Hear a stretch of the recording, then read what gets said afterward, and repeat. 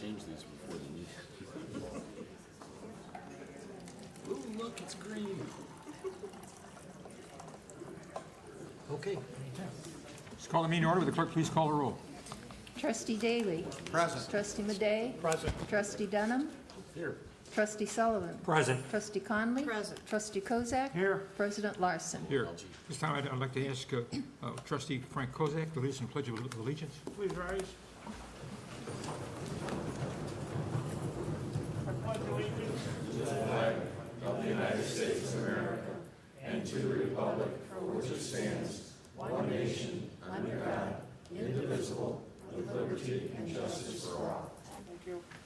Thank you, Trustee Kozak.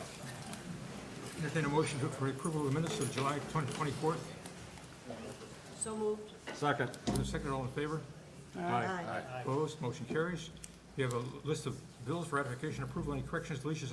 If not, a motion is in order. Move to approve the expenditures as presented. Second. Move to approve the expenditures as presented. Would the clerk please poll the board? Trustee Daly. Aye. Trustee Madej, excuse me. Aye. Trustee Dunham. Aye. Trustee Sullivan. Aye. Trustee Conley. Aye. Trustee Kozak. Aye. 6 ayes, votes, no nays, motion carries.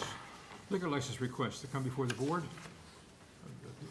Mr. Michael B. Markram for Class J license for Holiday Inn Express located at 1550 North Roselle Road. New licensee is someone here representing the petitioner. Step up.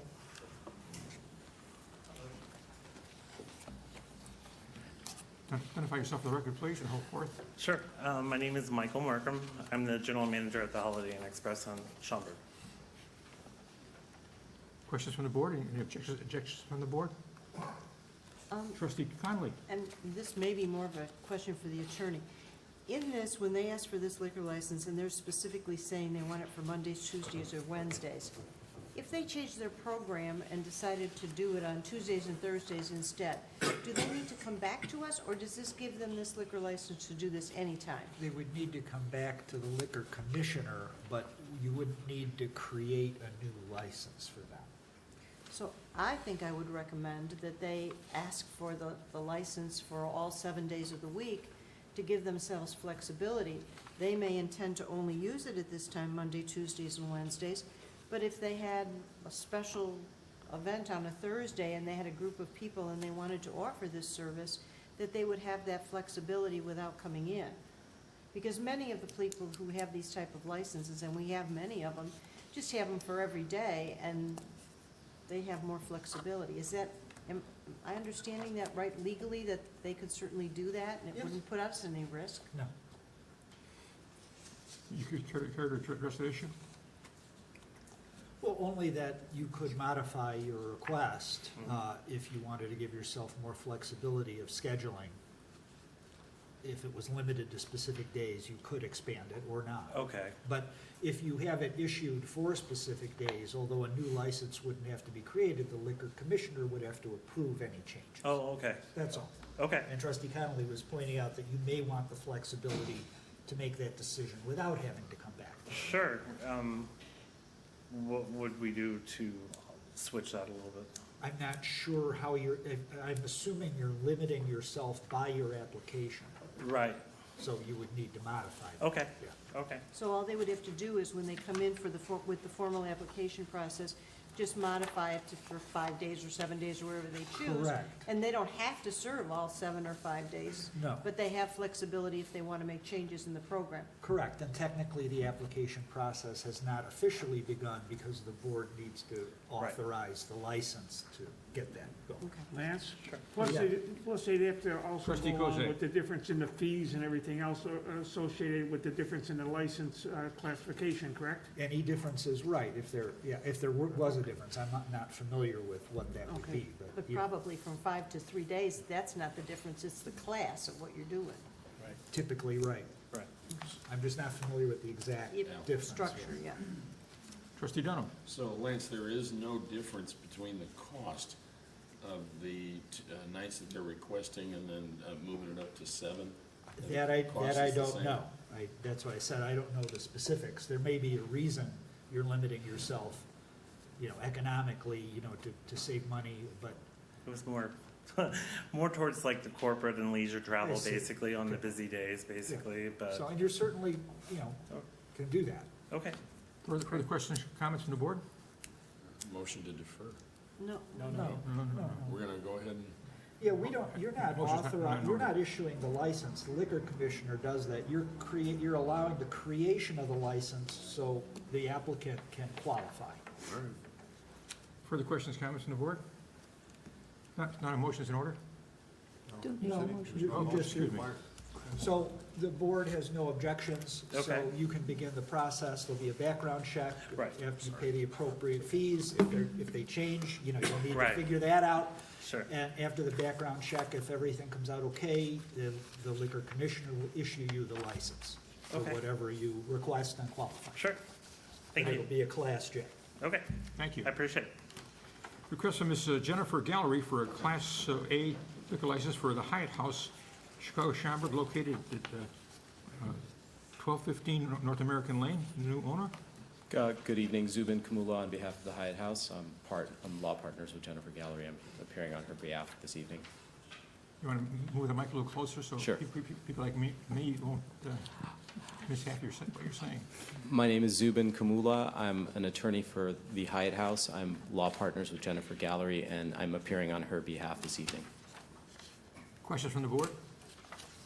Objections from the board? No, do I call the board? Do I- No, you would typically explain that the board having no objection, that to begin the process, pay the appropriate fee, there'll be a background check, and if everything checks out okay, a license will be issued. Understood. Thank you. Exactly. Thank you. Thank you. Would you sign my log for me? I did. Thank you. Request from Sue Swanson for a Class E liquor license for 7-Eleven located at 1530 North Roselle Road, new owner. Hi, my name is Charlene Brandt. Sue Swanson is not a corporate employee of 7-Eleven. I am. I cover government affairs and community outreach for 7-Eleven. Any questions from the board? Any objections from the board? Then you'll want to pick up the necessary paperwork in the liquor commissioner's office? and We says- can do that. Pick it up, the application? Fill it out, pay the fee, Submit background it. check. Mm-hmm.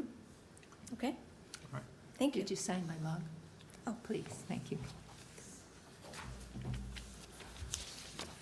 You have attached to the regular agenda, consent agenda. It'll take one motion from the village board to approve all the items on the consent agenda.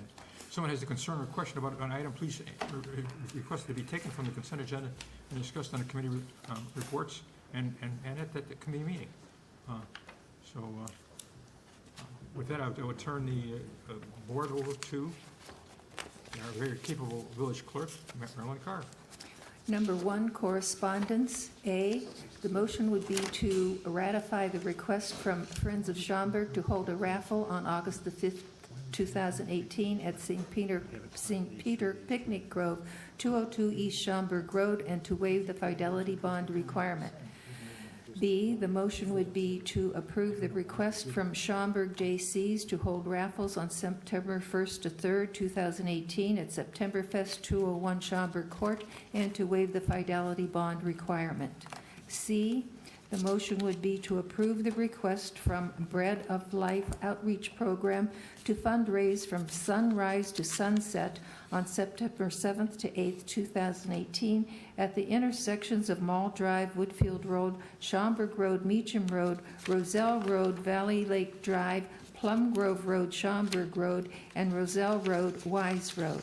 D, the motion would be to approve the request from Citizens Police Academy Alumni Association to hold a raffle on September 3rd, 2018 at September Fest 201 Schaumburg Court and to waive the fidelity bond requirement. E, the motion would be to approve the request from Knights of Columbus Council 7694 to fundraise from sunrise to sunset on September 21st, 22nd, and 23rd, 2018 at the intersection of Roselle and Wise Road.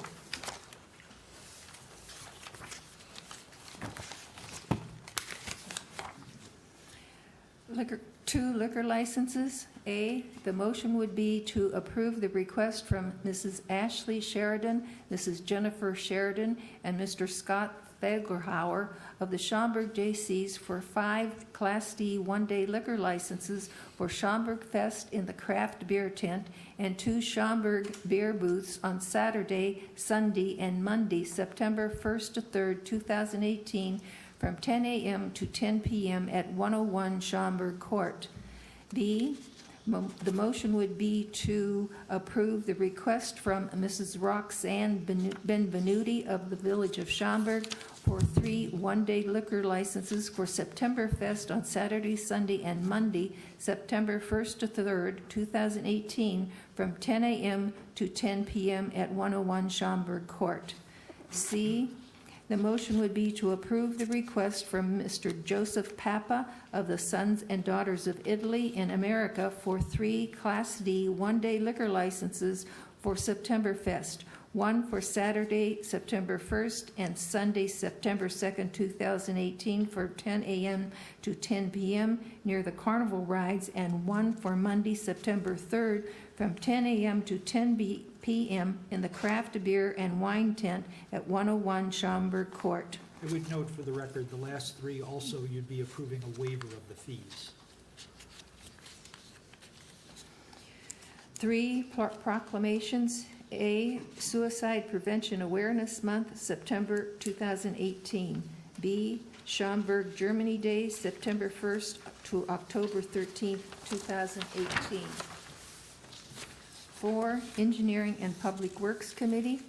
The motion would be to approve the resolution to utilize motor fuel tax funds in accordance with the IDOT resolution for maintenance of streets and highways by Schaumburg under the Illinois Highway Code 2018 to 2019. B, the motion would be to approve a second optional year for North Schaumburg TIF project management services with Chastain and Associates, LLC of Schaumburg, Illinois for the year 1819, and approve the issuance of a purchase order in the amount of $107,411.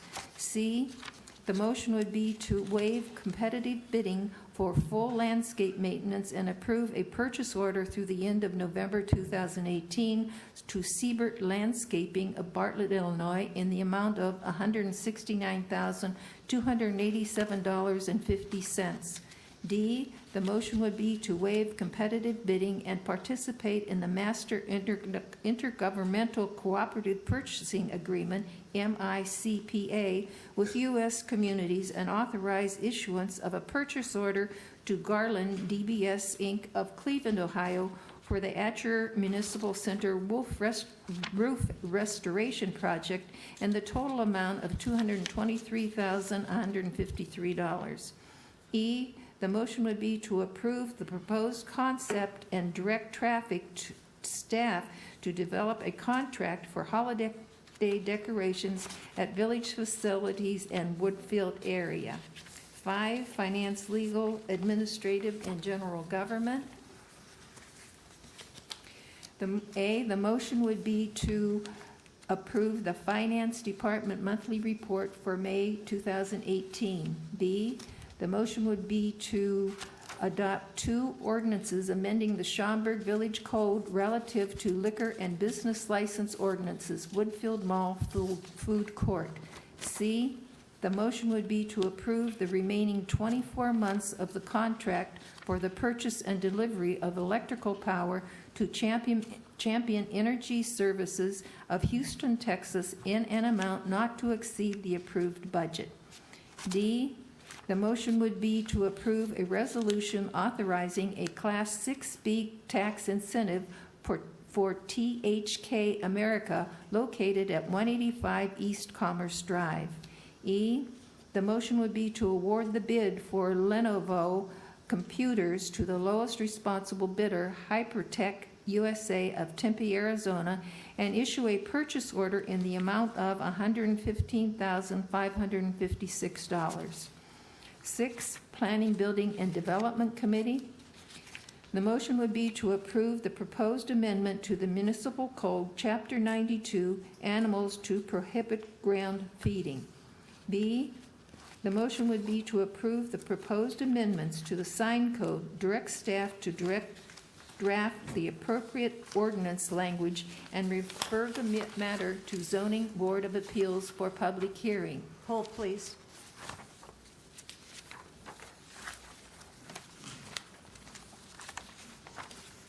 C, the motion would be to approve the proposed amendments to Chapter 152 Municipal Electrical Code. 7, Plan Commission. The motion would be to approve a fence variation for property located at 2201 Broadway Lane. B, the motion would be to approve floor area ratio FAR credit approval and floor area ratio FAR variation for the property located at 446 Lindsay Avenue. 8, Zoning Board of Appeals. A, the motion would be to approve a fence variation for Gardner School, 1285 Woodfield Road. B, the motion would be to approve a special use for a home occupation for exclusive microblading by Marzina, 1514 Revere Circle. C, the motion would be to approve a variation to allow an additional wall sign for Bar Louie, 1160 Plaza Drive, Schaumburg Restaurant Court. D, the motion would be to approve a site plan amendment, special use amendment, building setback variation, fence variation, and Woodfield Regional Center design review for Goddard School, 1001 Woodfield Road. 9, Project Review Group. The motion would be to approve a site plan amendment for parking lot and landscape modifications for Motorola Solutions, Inc., 1301 East Algonquin Road. 10, Resolutions. The motion would be to adopt as Resolution R 18069, approving and authorizing a 6B classification for 185 East Commerce Drive, Schaumburg, Illinois, THK America, Inc. B, the motion would be to adopt as Resolution 18-070, authorizing the village president and village clerk to execute indemnification and insurance agreement between the Village of Schaumburg and Versailles Association Owner, LLC, for the permanent easement grants along Plum Grove Road, Versailles on the Lakes. C, the motion would be to adopt as Resolution 18-071 to utilize MFT funds in accordance with IDOT resolution for maintenance of streets and highways by Schaumburg under the Illinois Highway Code.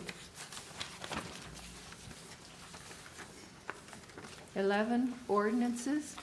The motion would be to waive first reading and adopt as ordinance 18-087, amending Title 11, Chapter 113, Food Courts. B, the motion would be to waive first reading and adopt as ordinance 18-088, amending Title 11, Chapter 112, sections of Liquor Code dealing with liquor in food courts. C, the motion would be to waive first reading and adopt as ordinance 18-089, granting a fence variation, 2201 Broadway Lane. D, the motion would be to waive first reading and adopt as ordinance 18-090, granting floor area ratio FAR credit approval and floor area ratio FAR variation, 446 Lindsay Avenue. E, the motion would be to waive first reading and adopt as ordinance 18-091, granting a fence variation for Gardner School, 1285 Woodfield Road. F, the motion would be to waive first reading and adopt as ordinance 18-092, granting special use approval for a home occupation for exclusive microblading by Marzina, 1514 Revere Circle. G, the motion would be to waive first reading and adopt as ordinance 18-093, granting a variation to allow an additional wall sign for Bar Louie, 1160 Plaza Drive, Schaumburg Restaurant Court.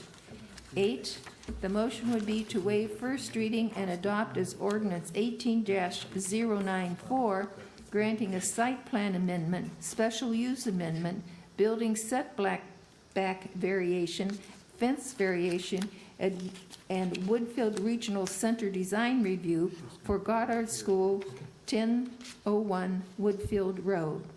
I, the motion would be to waive first reading and adopt as ordinance number 18-095, amending Title 9, Chapter 92, Section 01, Title 9, Chapter 92, Section 02, Title 9, Chapter 92, Section 03, Title 9, Chapter 92, Section 30, and Title 9, Chapter 92, Section 90 of the Schaumburg Village Code with regard to restrictions and regulations of animals. J, the motion would be to waive first reading and adopt as ordinance 18-096, amending Title 15, Chapter 31, Section 152.20 and 152.32D of the Schaumburg Village Code with regard to electrical code. K, the motion would be to waive first reading and adopt as 18-097, granting a site plan amendment for parking and landscape modifications for Motorola Solutions, Inc., 1301 East Algonquin Road. This concludes the consent agenda. The motion is in order. Move to approve the consent agenda as presented with the one item, I believe it was 6B. 6B pulled for discussion. Second. Moved and seconded to, would the clerk please poll the board? Trustee Daly. Aye. Trustee Madej. Aye. Trustee Denham. Aye. Trustee Sullivan. Aye. Trustee Conley. Aye. Trustee Kozak. Aye. 6 ayes, votes, no nays, motion carries. All right, as a matter, there's a recommendation of the Planning Commission to deny a setback variation. Do we want to discuss the 6B that was pulled first? Sure. It was trustee Conley that Yeah, pulled it. on planning, building, and development, we only received mini minutes. The meeting took place just the day before this is published. And I'd like to understand from staffs, their understanding of what was requested by the committee to write in the proposed ordinance language change. Is Julie here? No, but Ryan's here. Ryan, I have concerns about some of the retail spaces that things that were originally built as spec for retail and now are being occupied by things like dentists or chiropractors or massage parlors or, in one case, a restaurant where they had, really they're using a window as a wall. And so they're trying to cover those walls for privacy or for maintenance reasons with film, and this was in violation of the code. So what are we doing with what came out of the meeting? So regarding the window signage, what we discussed and what staff is proposing is to remove, when we did a comprehensive signage ordinance update, we added in the definition of window signage, and we added 2 words that basically that state that an opaque material would be considered signage. And staff is recommending that we remove those 2 words so that graphic materials applied to the window would be considered signage, but a black film that is applied to the window so as to prevent the public from seeing the back of the house or bathroom or things of that nature, and we're proposing that not be considered signage. So as long as it's opaque and has nothing on it, it won't be considered signage. But for instance, there's a dentist, an orthodontist that was on the Schaumburg Road side of Town Square, and they've now moved to the Roselle Road side. And on certain of their windows, they have a white film, because you're sitting there in a dentist's office, but they do have a splash across it, a bar across it, with a graphic that I believe is the initials of the practice. So to be in compliance, they no longer would have to take it down and leave half of it open, but they couldn't have that splash of signage because it has their initials on it? That is correct. If they had the bar of color across it, it's opaque, that's okay. So the intention is that the film will apply to, when it does not include graphics for display, so that would be brand colors or initials of the business, that would be considered signage, but if it was just an opaque material that did not have graphics or did not have letters, it would not be considered signage. I find that still to be too restrictive, because then we have spaces in town that we need to rent. And a service business like a dentist, doctor, a number of service businesses can't go into some of these retail spaces, but they do need more privacy than, and what happens is they begin treating some of the window as wall.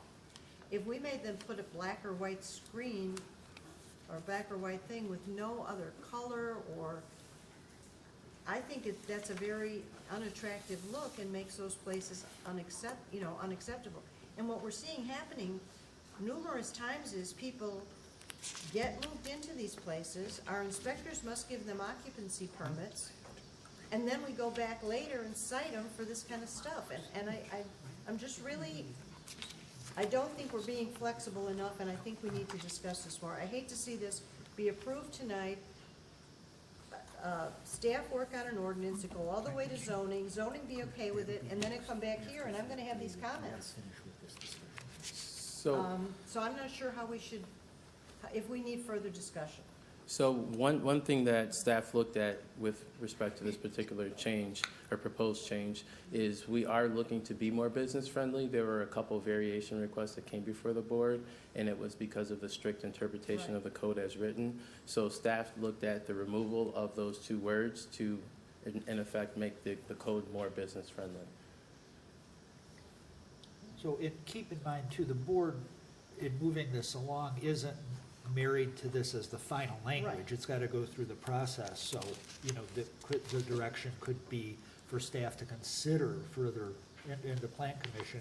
Further input from the board as the ordinance is developed prior to going to zoning. And at the public hearing, by members of the public and businesses, they may have suggestions as well. Let's face it, how many businesses really know about this, that it's going to affect them and come to those meetings? I'm not saying that they shouldn't, but we do things like, say you gotta take all your neon around windows or different things, and it costs people a lot of money, and they weren't really aware of it. Maybe the SBA should do a better job of getting people to those kind of meetings to express themselves. I'm just concerned we go through this process and it's still not gonna be satisfactory, because we see this kind of thing, it's what people are doing today, it looks nice, it's attractive, and it's better than having a place stay empty, because we can't be flexible on this. I guess I'm comfortable with moving it forward as long as staff is open to input from the board about it. Question. Trustee Dunham. Ryan, did I hear you say that these things needed to be black?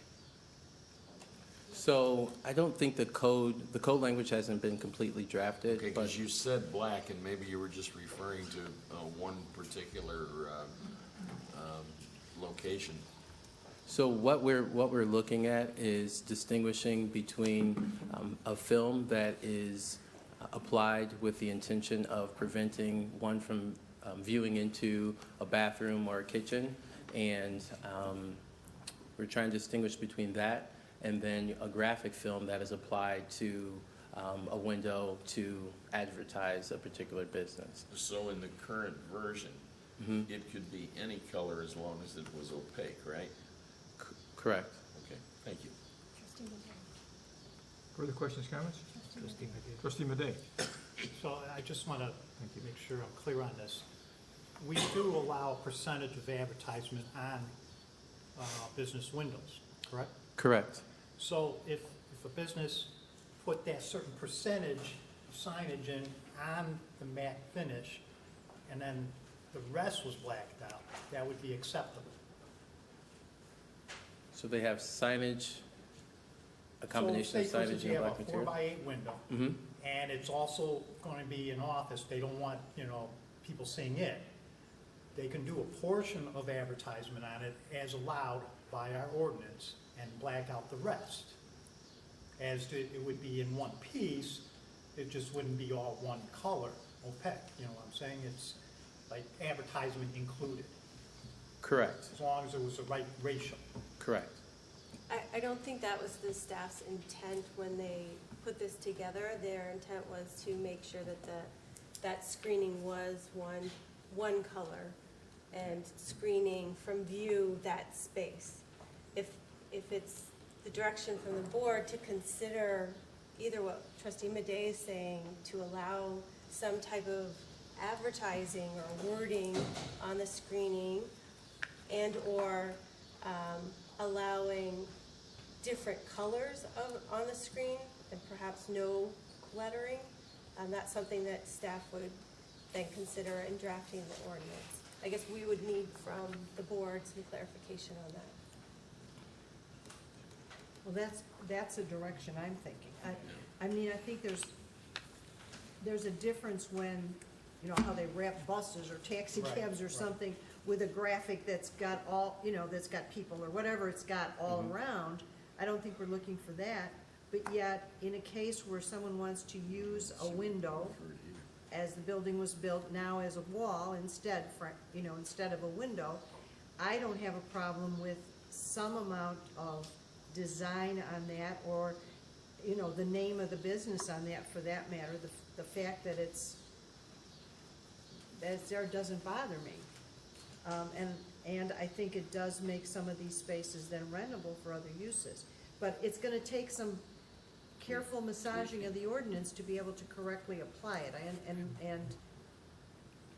and to fairly regulate it. Trustee Daly. Trustee Daly.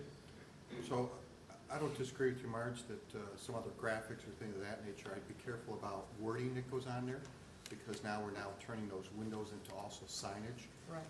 They've already got wall signage for that purpose, so, but varying the colors or something like that, or allowing some swoosh or whatever you want to call it, I don't have any problem with that, so I think that should be considered as part of the overall discussion at zoning board, so. So for clarification, we would like staff to consider varying colors and/or shapes, perhaps, on the screening, but no lettering. I'm fine with that. What's the pleasure of the board? Here. Sorry, I don't have much of a voice tonight. I don't know, it seems like there's enough,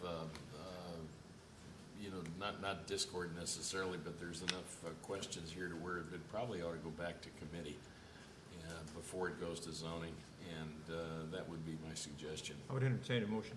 So To that moved. effect. Second. Second, all in favor? Aye. Opposed, motion carries. Yeah, I guess What committee? I almost wanted to amend that motion, to say that we should cease enforcement activity on any pot signs that are currently out of compliance until we can complete this process. I would so amend the motion. Yeah, second amendment. Any further discussion? All in favor of the amendment? Aye. Opposed, motion carries. And the matter has been referred back to the Building committee. appropriate standing committee. Trying to attend you. And now, Yes, we are there now. Plan Planning Commission. Commission recommendation is to deny a setback variation, accessory structure, pool, patio deck, and area yard coverage variation of 200 West Beach Drive. It's recommended the board deny a setback variation, accessory structure, pool deck, and rear yard coverage variation. They're probably located at 200 West Beach Drive. Is the petitioner here? You want to come forward and address the issue?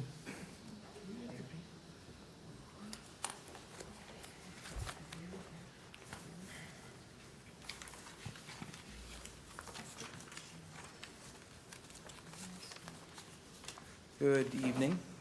Nicholas Recchia, R-E-C-C-H-I-A. I'm the attorney for the petitioner, the owner of the property located at 200 West Beach Street, that is Elizabeta Witkowski. We are here before you this evening seeking a variation. There's actually two variations before trustees this evening. The first variation is for an accessory structure setback, and that's for a pool deck, and there's an 8-foot setback rule, as you're all well aware in Schaumburg. And there's a deck that was erected back in 2015, and I'd like to give a little bit of history on this case. My client is a Polish immigrant, came here in 2005, bought her first home here in Schaumburg in 2015 in April, and in November of that same year, she had a pool put into her backyard, and that pool was put in by American Sail.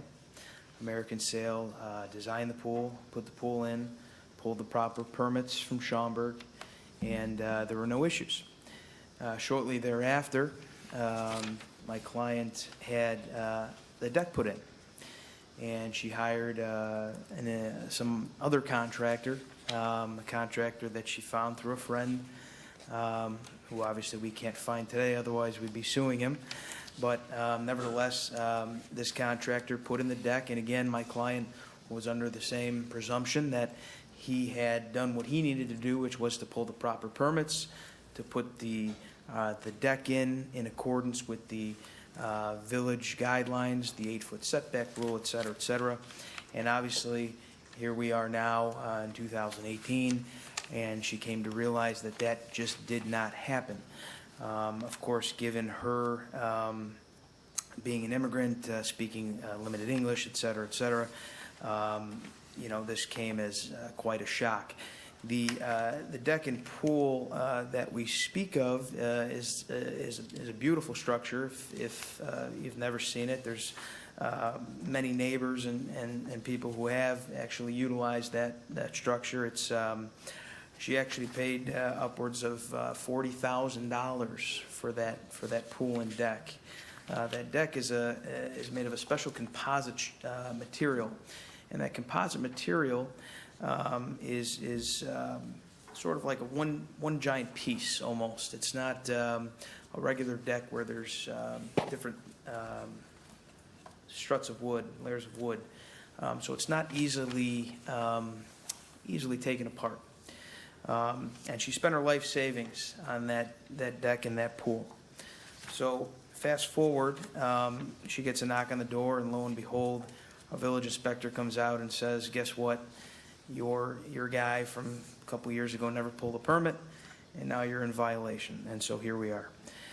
To give you some other facts in this case, there obviously is that 8-foot setback rule. The deck remains 6 feet away. So, you know, we're here to say, number one, that, you know, it's certainly a de minimis amount. We're not talking about the fact that it's, you know, it's 2 feet, actually a little less than 2 feet. Secondly, there's nothing that runs behind the house. There's no electricity lines. There's nothing. That setback rule, I believe, is for drainage purposes, if I'm not mistaken, according to the plat.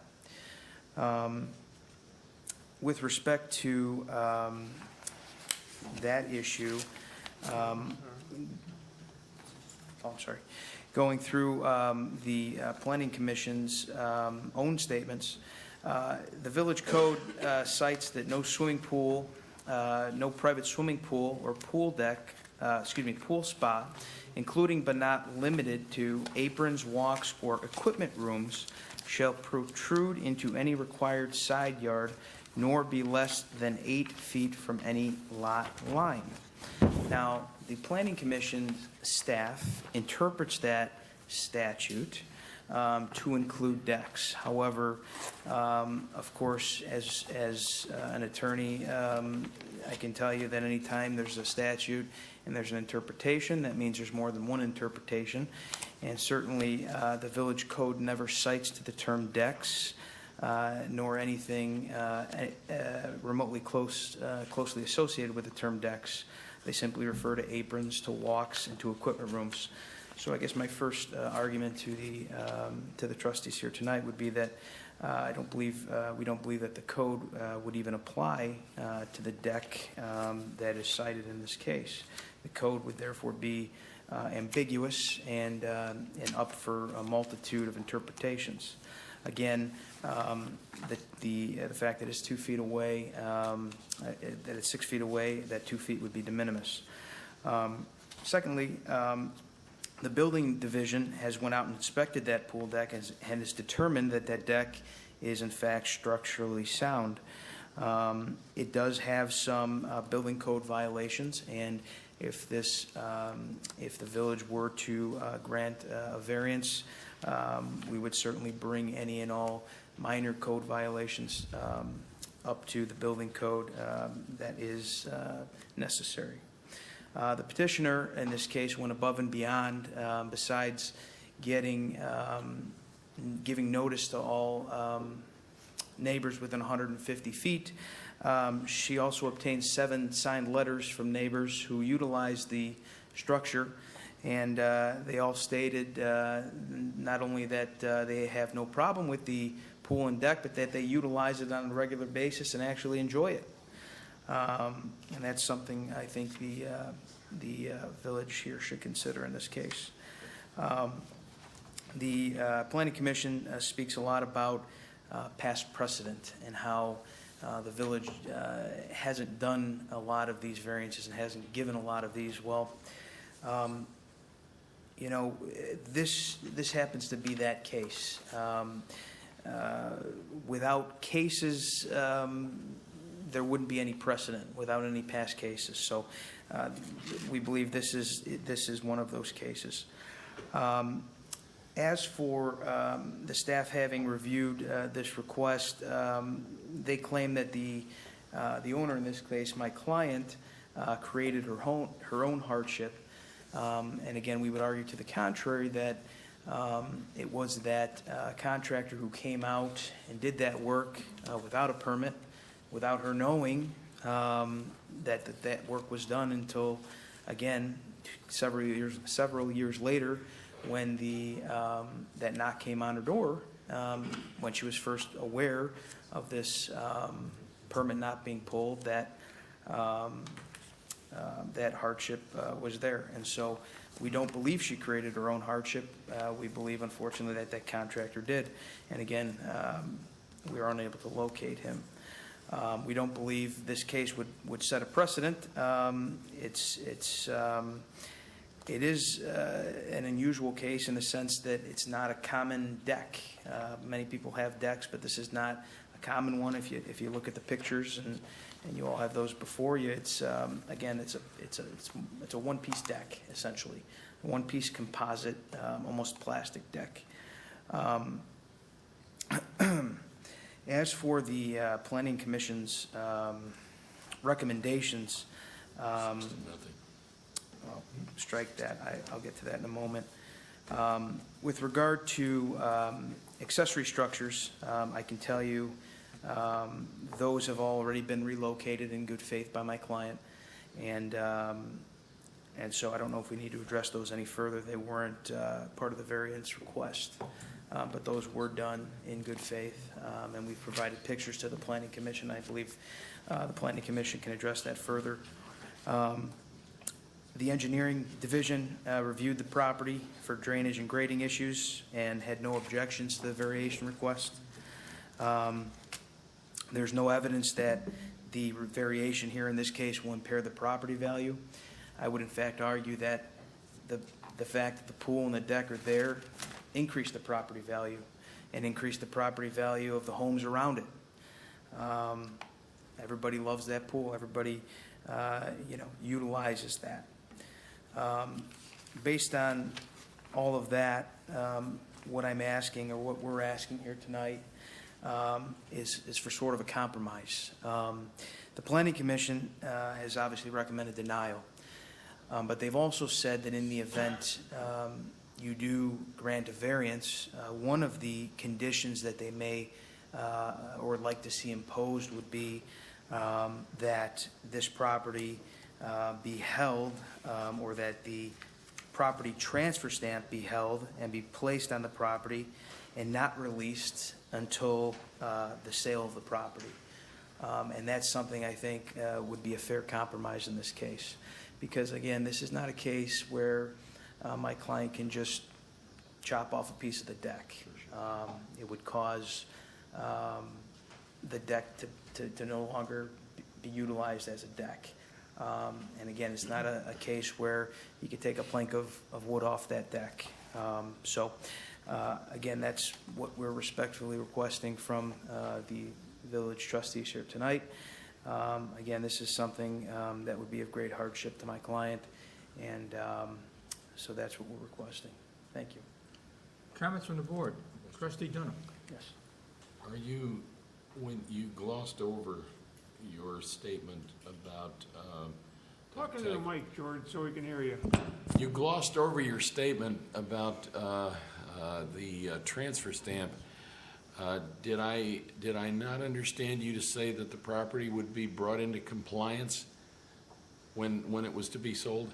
Prior to it being sold, correct. Okay, would you state that, please? Yes. So in the report prepared by the Planning Commission, they state that in the event that the village recommends variation, one of the terms they would request would be that a property transfer stamp hold will be placed on the property and will not be released until the pool deck setback and the rear yard coverage issues are brought into compliance.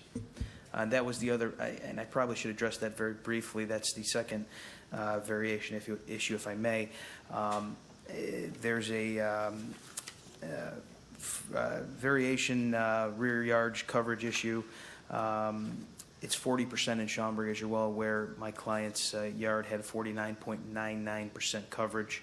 I've also believed that she's remedied that to date. We did provide photographs, and I believe somebody from the Planning Commission came out. I believe that number's dropped significantly to near or almost 40%, but we'd also be requesting a variance on that issue as well. Trustee Daly. I'm glad you brought that up, because I was going to ask that question. Yes. So if I understand correctly, you said that the variation or the non-compliant accessory structure has been relocated. Is that correct? Well, no, the accessory structure is the pool and deck. That has not been relocated. Well, there was a comment here. Staff says, regardless of whether the variation is approved or denied, staff requests that the non-compliant accessory structures be relocated to code compliant.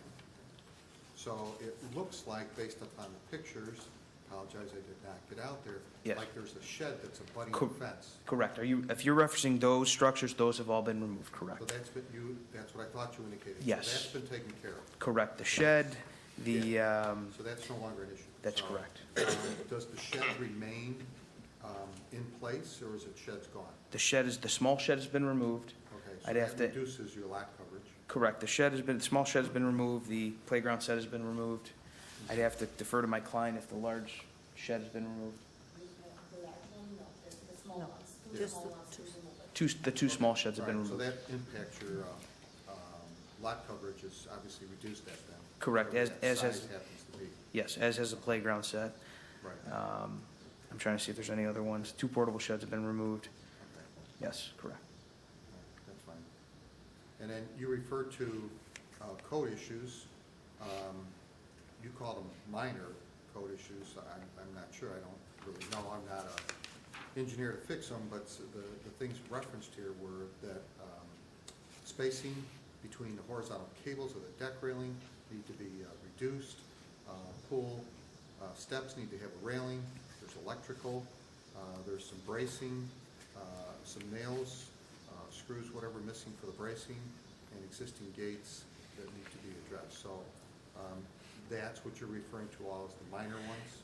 I would call them minor in relation to But the, you're indicating those will be fixed? absolutely. And I would say within, immediately upon the granting of variance within 7 days, and we would tender proof of that. They have to be fixed whether the variance is given or not, Right. sir, because they're- Absolutely, I mean, correct. that has nothing to do with us giving you a variance.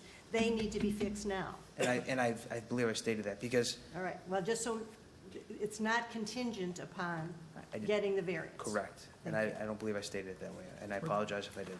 Further comments, questions from the board? Trustee Sullivan? Who's the contractor? We have his name, we have a first name is all we have. He was another a Polish friend of a friend is all I have. And unfortunately, if we had his additional information, believe me, we'd be suing him and going after him for this issue. So that's all we have, unfortunately. It was more of a handshake agreement and I'll pay you cash kind of thing. Trustee Conley? You said you had an understanding, and I want to correct that for the record. Yes. In Exhibit B from the hearing evening, there's a drawing that came with the first permit application. And on that, it shows the 8-foot setback for the pool, which was perfectly fine.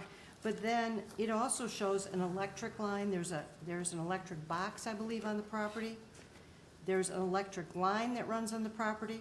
And it would appear if your current structure is in 6 foot from the pool, as this would indicate, then you're in the easement with the footings for this deck. So not only are you not in compliance with our setback requirements, but they have built this structure very close to those electric lines, in contrast to what you just said at the beginning of your testimony, and within the easement. Do you agree? Without seeing what you're referencing, I wouldn't say I would agree. This was handed out the evening, I believe, of the hearing. Okay. Again, And this was the original permit. okay. So your understanding was based on, I'm not sure what. You said based on the plat. Based on a plat from the original closing from the home. But if this thing is built where we're talking about, then you would have to agree that they built the footings for this within the utility easement. I wouldn't agree based on the information I have in front of me, Okay. based on the plat of survey that I have from the closing. Right. But you don't have a pool located on that, so, okay. Thank you. Further questions, comments from the board? Trustee Kozak? Yeah, you mentioned a few things going back to the plan commission about them talking about this being precedent setting and everything, and you mentioned that lightly, and I don't take that lightly, because that's the reason we've got ordinances and stuff like that, and this is very important to the thing. Okay, the fact of the matter that you got a individual that did this, maybe did it as a favor, whatever the case may be, it was not done in compliance with stuff, okay? The fact of the matter, shoulda, coulda, didn't, doesn't hold true in this particular case where we're at right now. There are issues that, that need to be brought in, and how do we go back to the people for the past 10 to 15 years that came to us and we said you had to bring it into compliance, and they did bring it into compliance? How about the people that had the pool a couple of years back that they had to take down the deck because they were sitting in the easement? And they had to move stuff like that. This is not the first issue that we've had with a pool and deck that have come before us. And these people have graciously come into compliance. They wanted their nice yard. This lady has a nice yard, a nice setup. I'm not gonna take that away from you. But the other people had the same situation, and they wanted to keep what they had. And that's why we have ordinances, we have rules, regulations, and things that the people have to adhere to. I have a problem with this thing going in, on top of, you're looking at concrete, the drawing I'm looking at, they buried the electric line in concrete. That's not, I'm sure that's not, I don't think that's approved by Edison to start with. There's a lot of inconsistencies here that are not, I don't know, not kosher, so to say. But I have a real problem with going ahead and approving this thing. I think this has to be brought into compliance. That is my personal rule. It's gonna probably take some work to do it.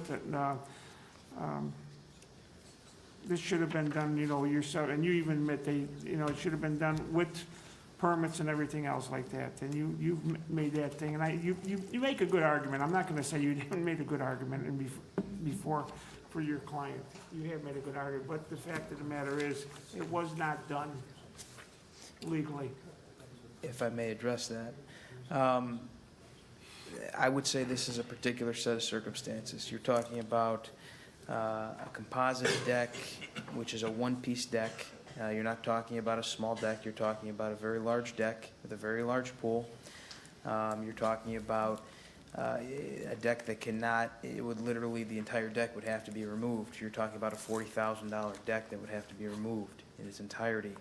We're not talking about a small deck here. We're not talking about this is a woman's life savings that would be, I know you've had plenty of cases before where it was probably a very insignificant amount maybe in comparison, or something where someone had to cut off a portion of the deck. That's not the case here. If my client were forced into compliance and had to remove 2 feet of her deck, let's just say hypothetically it was possible, that portion of the deck, that side of the deck would no longer be able to be utilized as a deck. It would be a safety hazard because there wouldn't be room to step. And so it would basically be useless. Trustee Dunham. Yeah, Mr. Recchia, did you Yes. say that the pool was originally put in by a known contractor with a license and the appropriate permit and so forth? Did I hear you say that? Correct.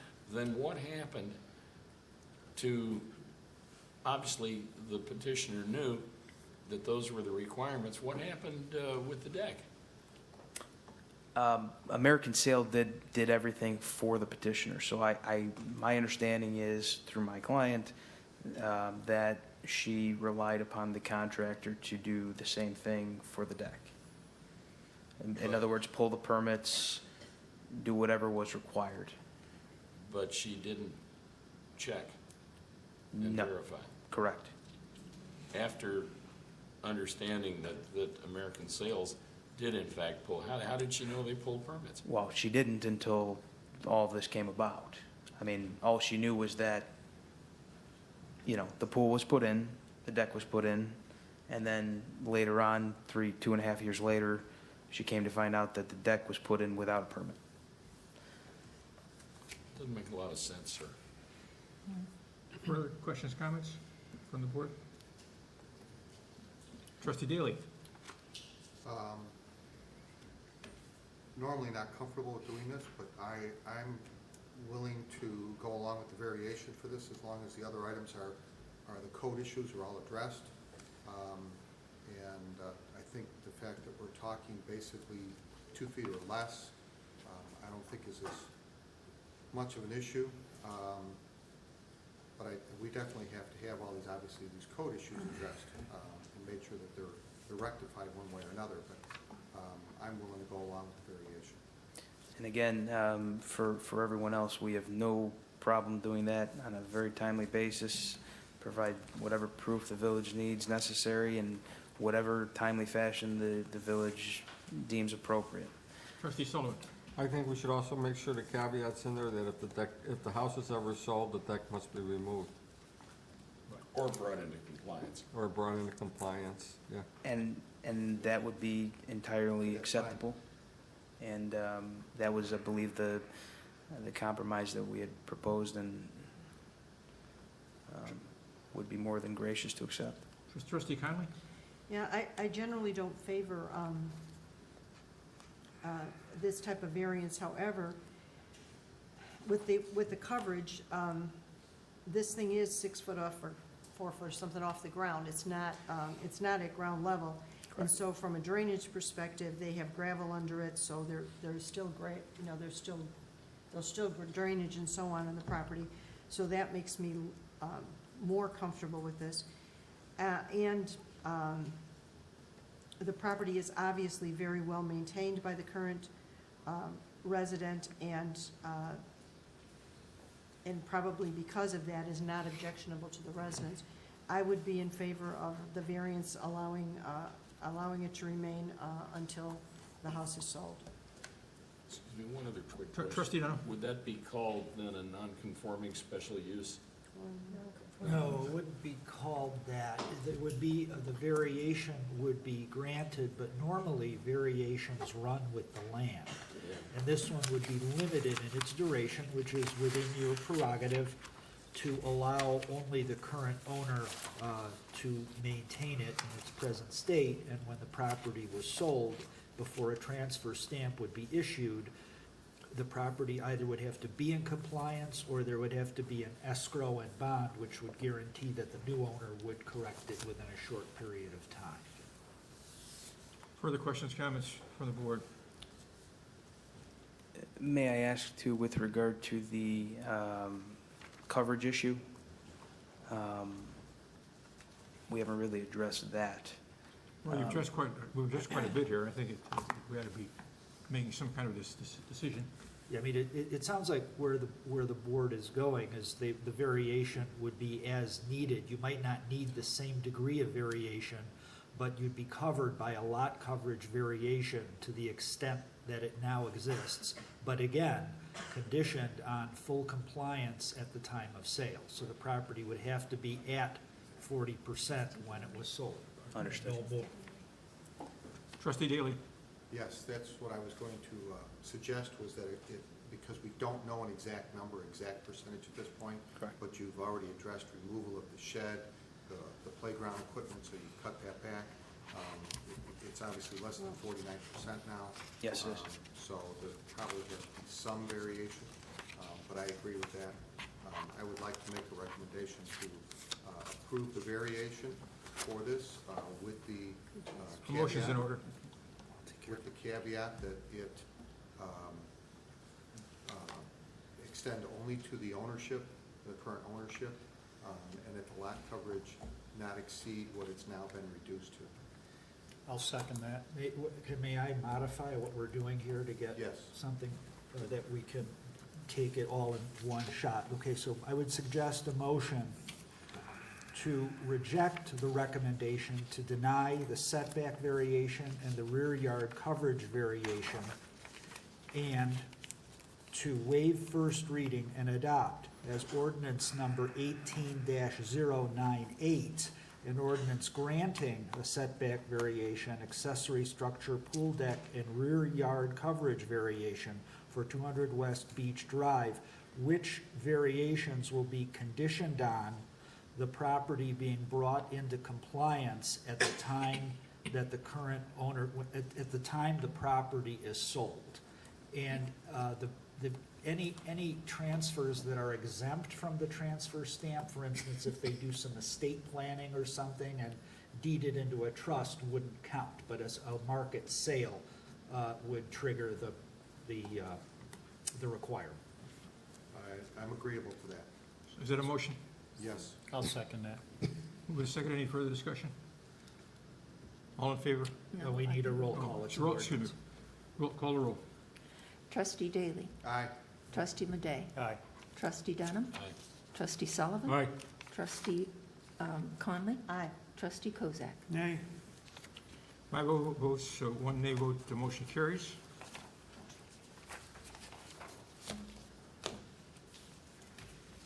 Comments from the audience? The board has spoken, by the way. You're done. Thank you. Get out before we change our minds. Comments from the audience. You have a chance to talk to the board on matters pertinent to the village of Schaumburg. Please identify yourself for the record and hold forth. For your chance to have yourself heard.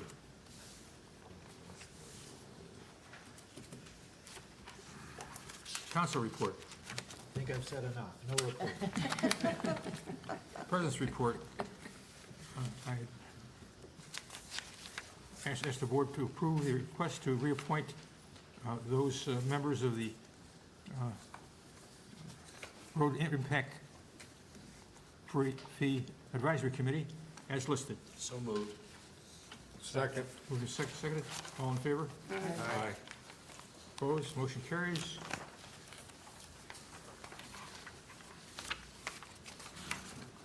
Managers report. Nothing to report this evening. No business to come before the board? Any unfinished business? Trustee comments, mentions? They've been mentioned now. A motion to adjourn is in order. So moved. Second. Moving seconded, all in favor? Aye. Opposed, motion carries. Thank you, folks.